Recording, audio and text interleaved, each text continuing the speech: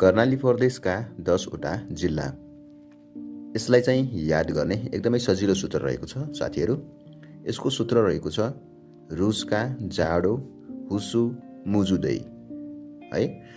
रुसका जाडो हुसु मुजुदै जस अन्तर्गत चाहिँ रुबाट रुकुम पश्चिम, सबाट चाहिँ सल्यान, काबाट कालीकोट, जाबाट चाहिँ जाजरकोट, डोल्पा, हुम्ला, सुर्खेत, मुगु, जुम्ला अनि दैबाट चाहिँ दैलेख है साथीहरू।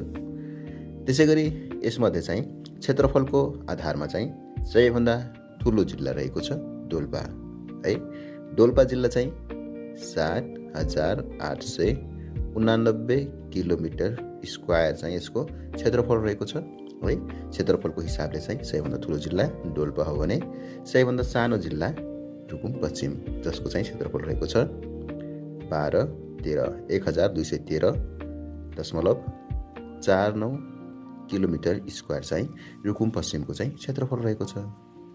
भनेपछि कर्णाली प्रदेशमा जम्मा 10वटा जिल्ला रहेका छन् है। यसका सूत्र रहेको छ रुसका जाडो हुसु मुजुदै है। यसमध्ये पनि क्षेत्रफलको आधारमा सबैभन्दा ठुलो जिल्ला डोल्पा हो भने सबैभन्दा सानो जिल्ला रुकुम पश्चिम चाहिँ रहेको छ। हस्, थ्याङ्क यू।